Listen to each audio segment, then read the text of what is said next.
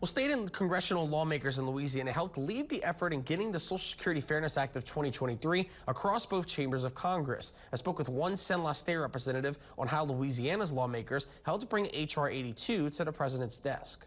I mean, it really is stealing. I mean, think about it this were a private company and you paid into a retirement fund, and then the retirement fund said, well, we're going to keep the money. And people would get charged for that. They would go to jail for that. It's called embezzling. For some reason in government, people just call it budgeting and think it's okay.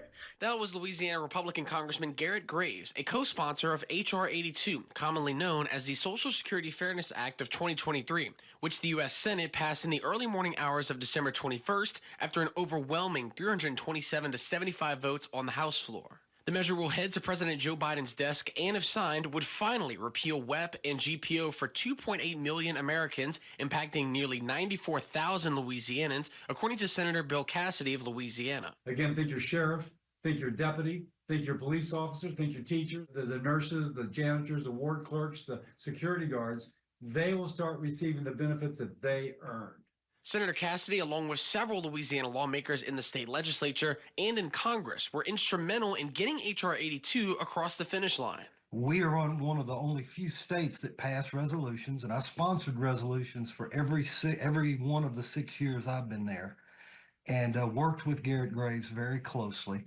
I think what turned this around was that we had about 15 to 20 states where this directly impacted, and they were all doing their own independent thing, and it wasn't having a big effect. Cenla State Representative and Louisiana House Speaker Pro Tem Mike Johnson says about 15 to 20 states were affected by WEP and GPO, but there was never a big effect on their individual initiatives. We in Louisiana helped organize a national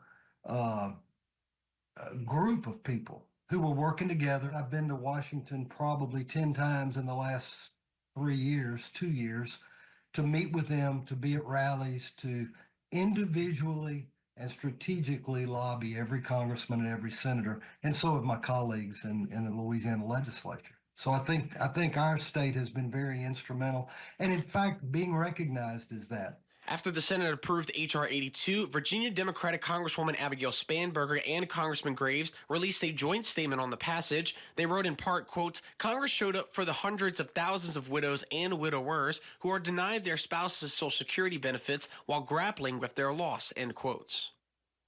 The measure now heads to President Biden's desk. It's unclear when or if he intends to sign the bill. We'll keep you updated on air and online with the latest developments.